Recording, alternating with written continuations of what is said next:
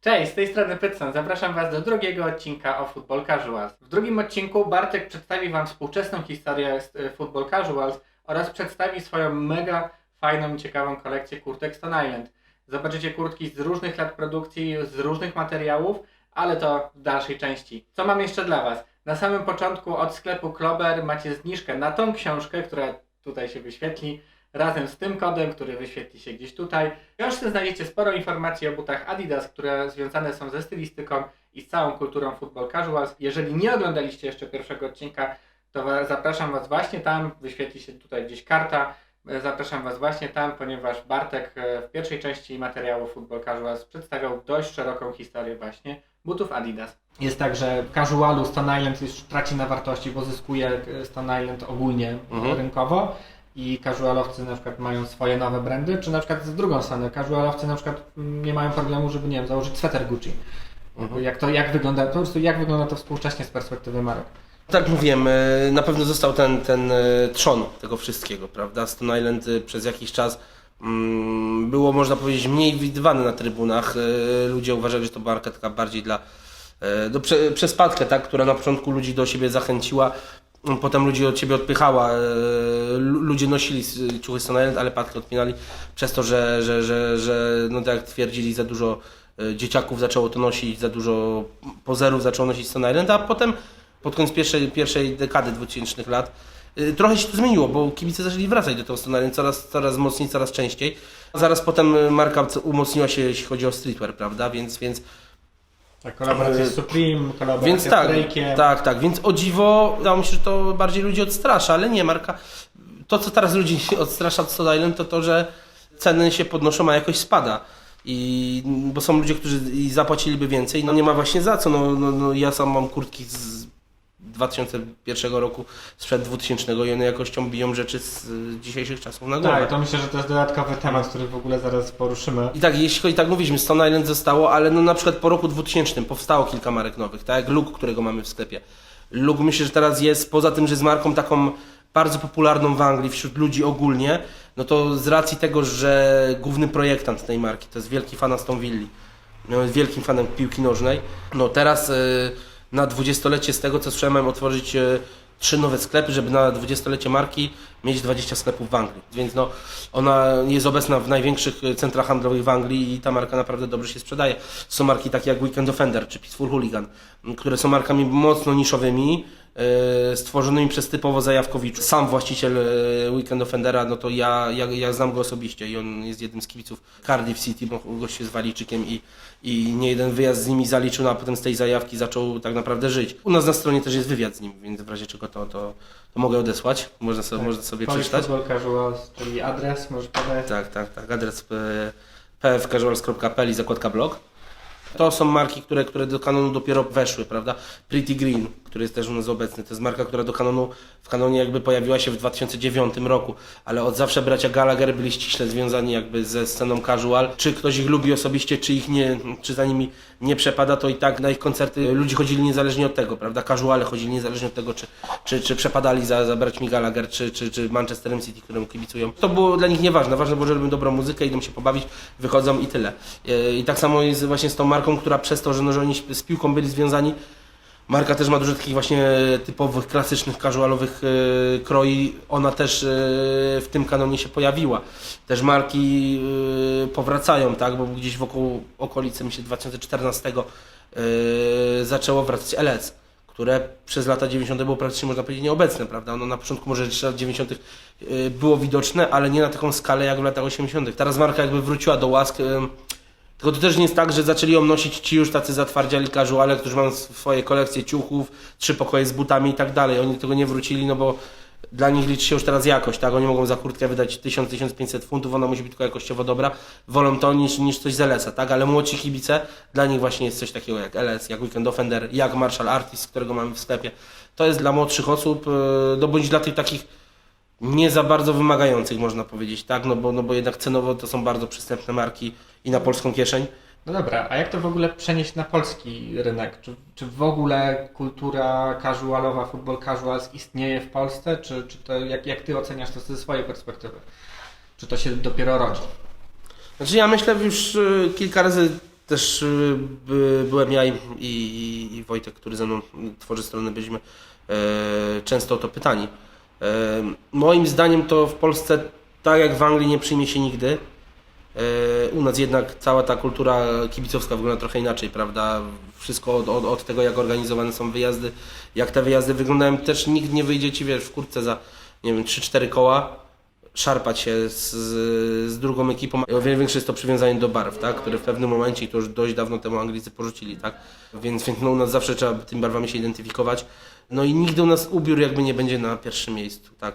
To moim zdaniem są chłopaki, którzy to noszą, którzy mieszają sobie te style, którzy jakby taki polski streetwear, jak to możemy nazwać, prawda? Z którym zawsze mi się kojarzą Air Max, którzy do takich Air Maxów i do jakichś na przykład bawełniaków z polskich marek zarzucą sobie jakiś top ze Stone Island. Widziałem też chłopaków, którzy i na trybunach w Polsce już byli w czapkach z górki i tak dalej, więc to jest bardziej mieszanie, tak? To jest bardziej, możemy na to popatrzeć podobnie jak to wygląda we Włoszech, prawda? Gdzie ta kultura ultra cały czas jest to paninaro, no i u nich jakby to nie jest 100% football casual, ale troszkę tam na nich się wzorują, no i wybierają sobie to na swojej zasadzie, tak? Tacy casuale 100% jak dla mnie, no to zawsze będą tylko i wyłącznie w Anglii. I poza Anglią to nigdy nie wyjdzie, no nie ma szans. Bo na przykład możesz też spojrzeć na Holendrów, czy Duńczyków, którzy ten styl ubierają, Szwedów, ale oni barwy też tam zawsze gdzieś przemycą, prawda? Czyli to już do końca casual nie jest. To nie mówię, że jest złe, bo mi się bardzo podoba, że nie ma czegoś takiego, wiesz... Jest to zaadaptowanie, a nie kopiowanie. Tak, ludzie się bardzo z ruskich śmieją, że Ruscy to małpują tak na potęgę. I jest tam faktycznie, że w tych niektórych ekipach są goście super poubierani, którzy właśnie już też i to Stone Island i te jakieś marki droższe, żeby jakoś tak super wyglądać, jakoś się pokazać, wywyższyć. Ale jednak ja bardziej lubię właśnie jak to się dzieje na takiej zasadzie, że gdzieś jest ta kultura ultras, ten casual tam się pojawił i wyjdą chłopaki, nie wiem, kilku w kurtkach Stone Island, ale mają strzalik swój, dalej odpalają racę, dalej się bawią, dalej są flagi, wiesz, że nie ma czegoś takiego, że jedno wypycha drugie, tak mówisz, tylko że to się adaptuje, jakoś się miesza, to jest spokój, to fajnie wygląda. No nie wyobrażam sobie teraz, wiesz, że w Polsce na przykład, nie wiem, kończy się wywieszanie flag, jakieś tam, wiesz, że jedna ekipa drugiej gdzieś tam tą flagę podwędzi i zawsze jest jakaś taka mała napinka na koszt tego, żeby się super jakoś ubierać i tak dalej, nie? Albo że ktoś się z kimś nie poszarpie, bo dżinsy ma na sobie, nie? Za drogie. Tak. Także wiesz, moim zdaniem to się nie przyjmie i bardzo dobrze się nie przyjmie, bo my się mamy czym pochwalić, mamy swój własny styl i uważam, że nie musimy nikogo, wiesz, małpować. Mnie się to osobiście podobało, zawsze mnie to interesowało, bo zawsze interesowałem się angielską jakby sceną.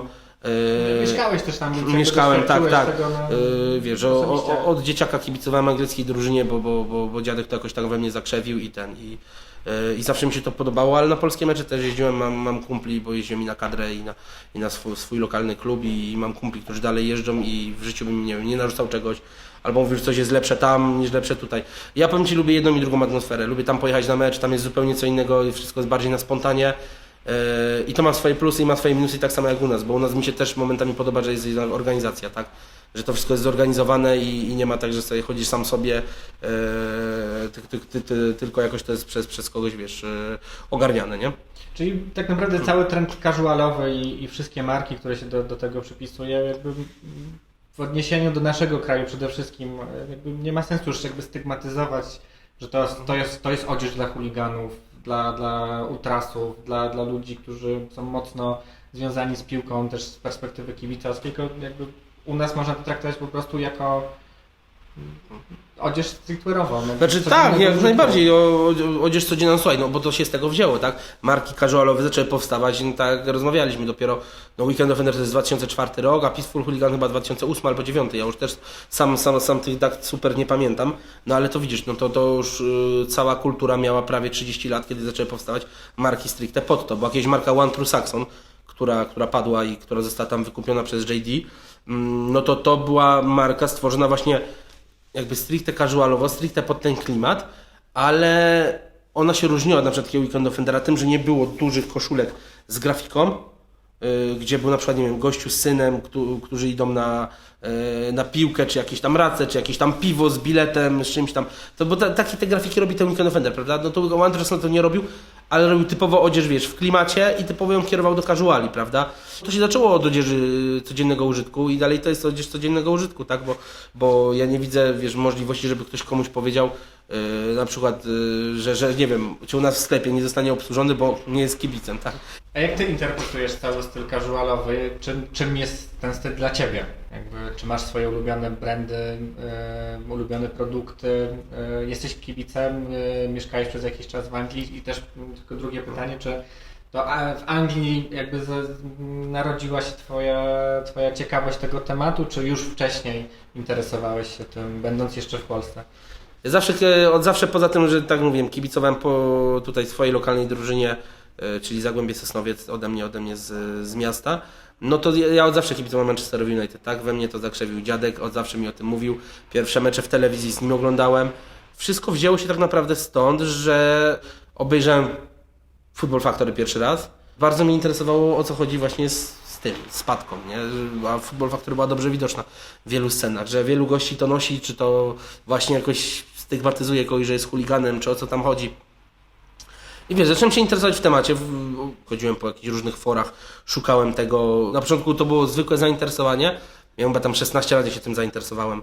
I wiesz, i szukałem jakiegoś takiego swojego stylu, zacząłem o tym coraz więcej czytać. I wiesz, początkowo zacząłem szukać tego, co mogłem dostać w Polsce. Potem wiem, że znalazłem bluzę ze Stone Island w jakimś lumpeksie w Sosnowcu i w ogóle to wtedy leżało. Jakby człowiek wtedy wiedział. To my normalnie kupił te kontenery, wszystko tego.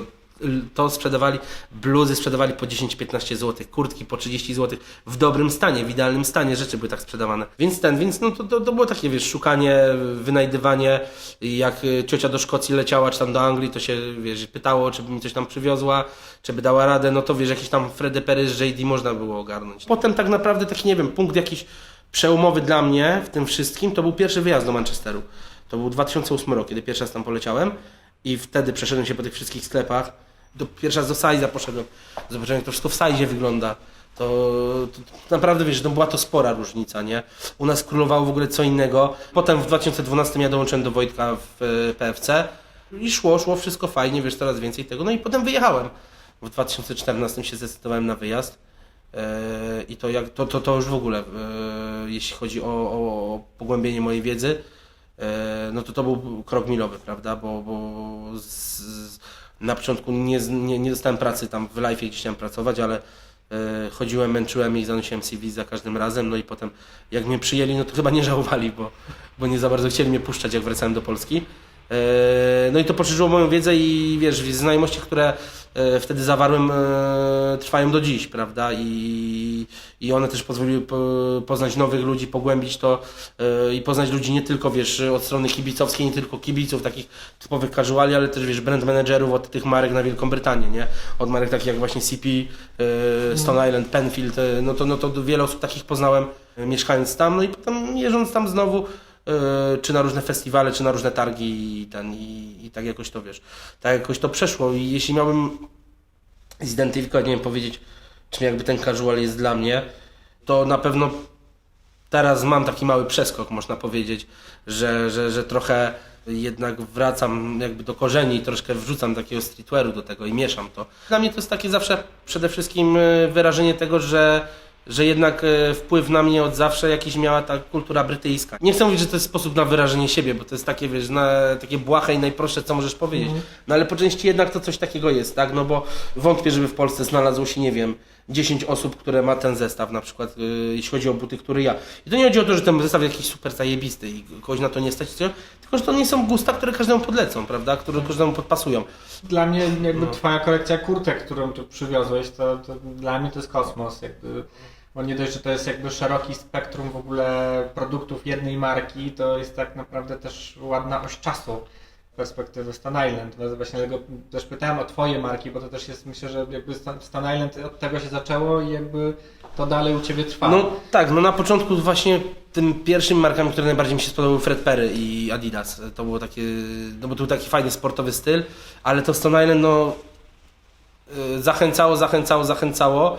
Tylko ze Stone Island jest też taka, w moim przypadku może historia, że Na początku to była tylko i wyłącznie padka i że mnie czarną kurtkę z padką, już w ogóle jestem super casual i mogę sobie chodzić się wozić nie wiadomo jak, ale tak naprawdę nawet nie wiem kiedy, ciężko mi jest to określić. Ale z czasem to się przekształciło w to, że ja się naprawdę tą marką zajarałem i wtedy, kiedy oni faktycznie chcieli być marką no taką, jaką no ja ich jeszcze przez mgłę widzę do dzisiaj, ale tego już jest coraz mniej, czyli marką innowacyjną, która ma tak naprawdę idzie swoją drogą i nie podpasowuje się pod trendy, tylko robią to, co im się podoba. Dużą wagę przykładają do właśnie procesów tworzenia tych ubrań, do procesów farbowania, do tego, żeby te ubrania właśnie miały ten jakiś szczególny znak, jak te odblaski, jak zmiana kolorów. Kurtki, które były ręcznie, gdzie moro było ręcznie nanoszone na tych kurtkach, prawda? Więc to są rzeczy, które mnie jakby do tej marki przyciągnęły najbardziej, już po jakimś tam czasie. I to nie chodziło tylko o to, żeby z padką chodzić się pokazywać, tylko naprawdę to są bardzo dobrze tworzone, super pod względem jakości rzeczy.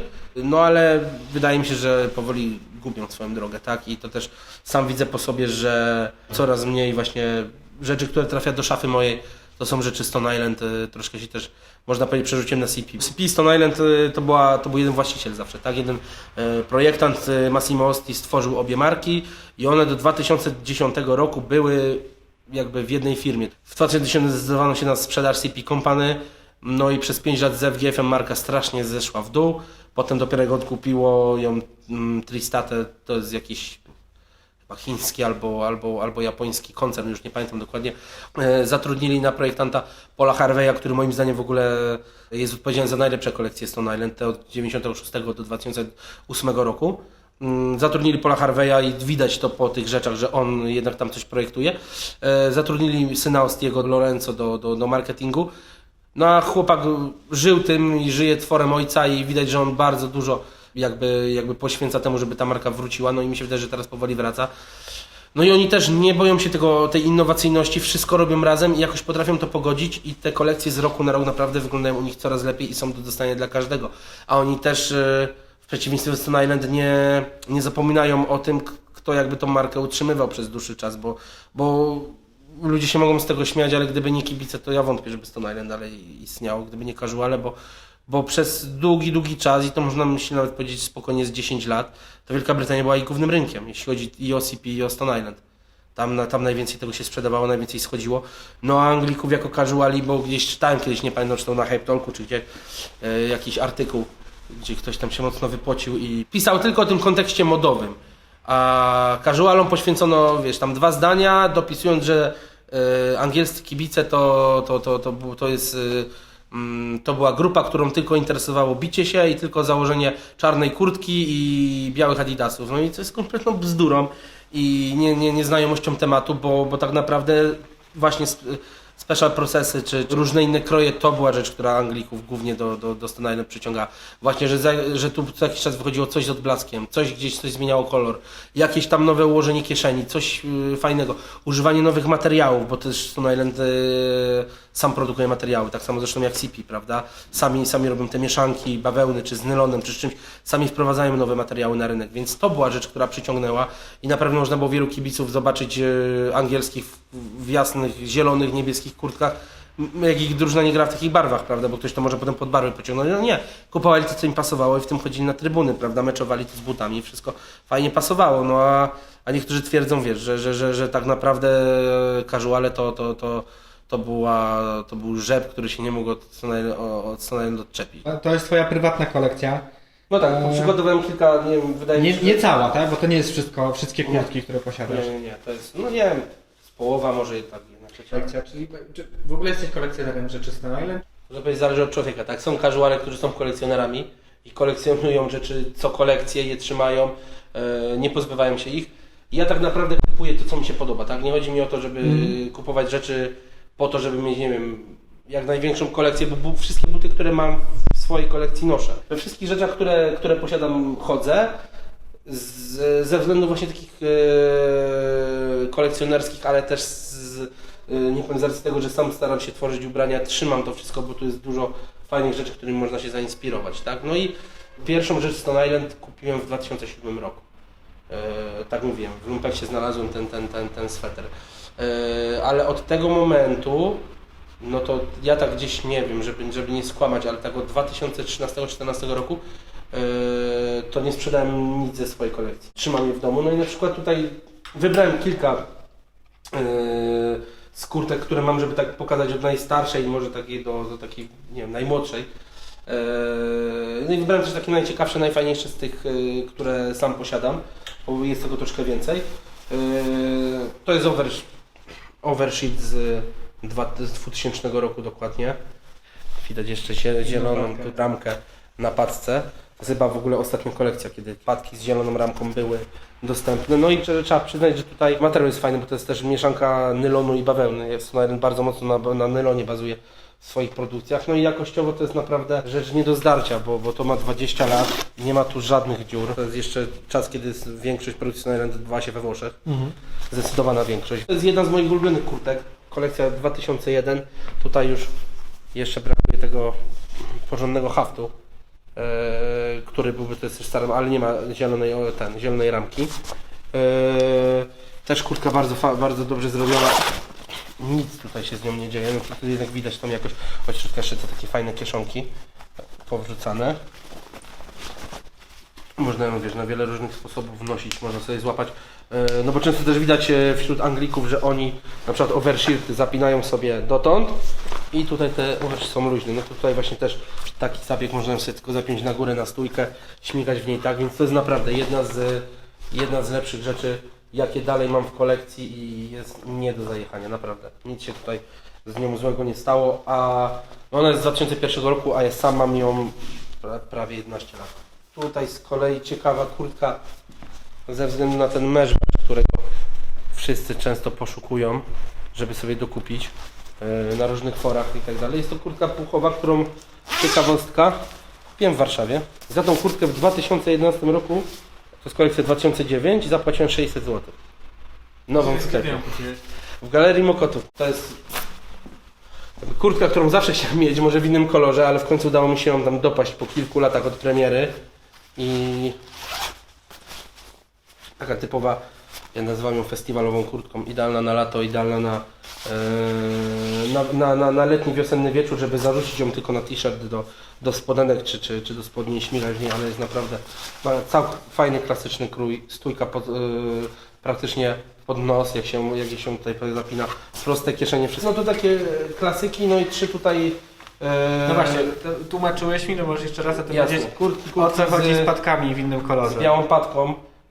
Biała padka oznacza special process, czyli do stworzenia tej rzeczy zostały użyte jakieś nowatorskie sposoby. Jest to materiał wyprodukowany i dostępny tylko i wyłącznie w Stone Island. Tutaj efekt, jaki mamy na końcu, zostało to wszystko stworzone, skomplikowane tutaj w procesie farbowania.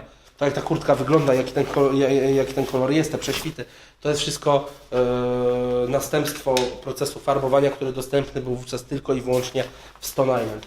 Tak samo jeśli chodzi tutaj o wszystkie marki Stone Island, wszystkie rzeczy Stone Island, które zmieniają kolor. To jest kurtka Hydra Active, która zmienia kolor pod wpływem temperatury, gdy temperatura się podnosi. Wszystkie ich kurtki Ice Jackety i Hydra Active mają zawsze białą padkę. No bo to jest ich, nie tyle, że ich patent, bo tak naprawdę nie oni to wymyślili. Osti z Japonii ściągnął pigment, który zmienia kolor. Prowadzał ten pigment razem z barwnikiem do kurtek, tak żeby jego funkcjonalność nie ucierpiała podczas procesu farbowania i oni dopiero to wprowadzili, no ale to był jego autorski pomysł na wykorzystanie tego pigmentu, czy to jakby w ten sam sposób było wykorzystywane też? Znaczy on zobaczył gdzieś, że to było tak wykorzystywane, że kolor się zmieniał, no ale na taką skalę robiło to jako pierwszy Stone Island dzięki niemu. Materiały to jest, wiesz, osobna historia, ale to moglibyśmy nakręcić osobny filmik tak naprawdę. Chodzi o to, że tutaj Stone Island jako pierwsze używało danej technologii barwienia na danym materiale, które dał dany efekt. Kurtki odblaskowe Stone Island robiło już wcześniej, prawda? I to jest dość duża historia. Oni nawet zrobili wystawę, gdzie pokazywali tylko i wyłącznie kurtki Reflective. Ale to teraz tak, czy ten Reflective, on jest specjalnie jakby, nazwijmy to w pattern, czy po prostu to też jest efekt zużycia już materiału, gdzie tam gdzieś na rękawach ten odblask...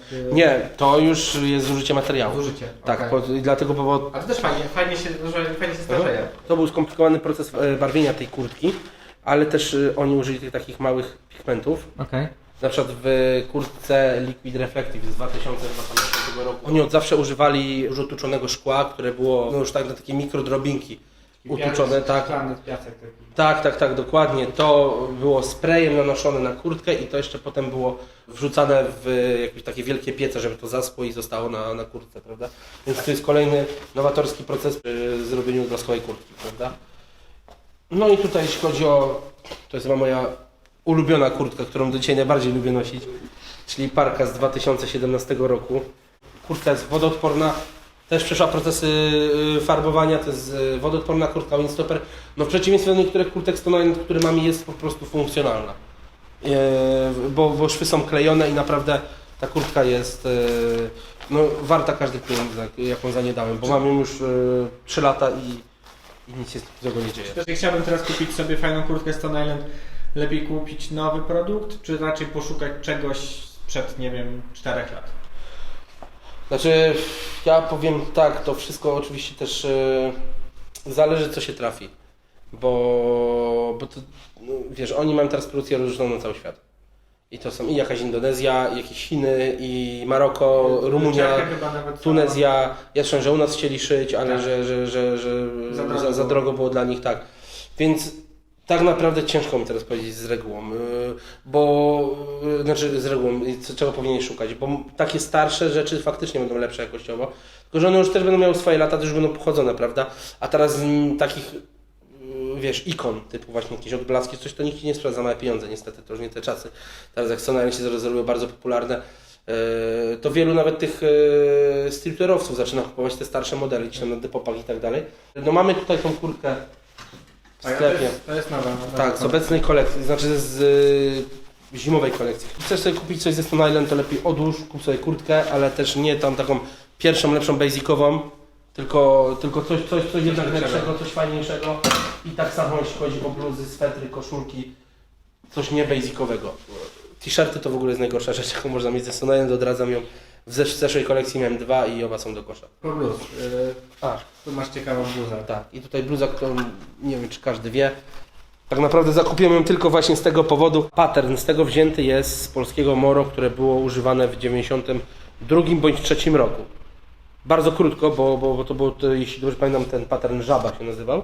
Bardzo krótko, gdyż on nie sprawdzał się tak jak miał, ale bezpośrednio nawet Stone o tym informowało, jest to wzięte z polskiej armii. Tutaj i nanoszone było trochę tych kolorów ręcznie i sprayem, i tu są aplikacje gumowe, jeśli chodzi tutaj o te łaty. No i tu wiosna, lato 2019, tak naprawdę ostatnia, nie wiem, czy można to nazwać kurtką, ostatnia rzecz, którą sobie kupiłem, taką wierzchnią ze Stone Island, to jest overshirt, który bardzo wszystkim polecam, bo u nas nie ma w ogóle kultury noszenia tych kurtko-koszul, a jeśli chodzi o casuali właśnie w Anglii czy w Holandii, to jest naprawdę kluczowe, czy nawet w Danii, że ludzie noszą po prostu te overshirty na t-shirt, chodzą z rozpiętym, czy zapiętym pod szyję, czy z zapiętym tylko tutaj na 4 cm, a reszta jest rozpięta, wisząca, także super produkt z kolekcji Ghost, która też jest to mocno militarna kolekcja, gdzie patka jest w kolorze całego wyrobu i ma to służyć po prostu, no tak jak kamuflaż służy w wojsku, prawda, czyli to jedno ma się z drugim zlewać. No i właśnie jeśli chodzi o casual, to akurat na koniec został nam bardzo dobry produkt, bo to jest teraz, jeśli chodzi o overshirt, nie chodzi mi o Stone Island, bo overshirt robi każda marka, to jest teraz produkt numer 1 praktycznie wszędzie, jeśli chodzi o wyspę. Dzięki za oglądanie. Mam nadzieję, że właśnie tego typu materiały przyjemnie Wam się ogląda.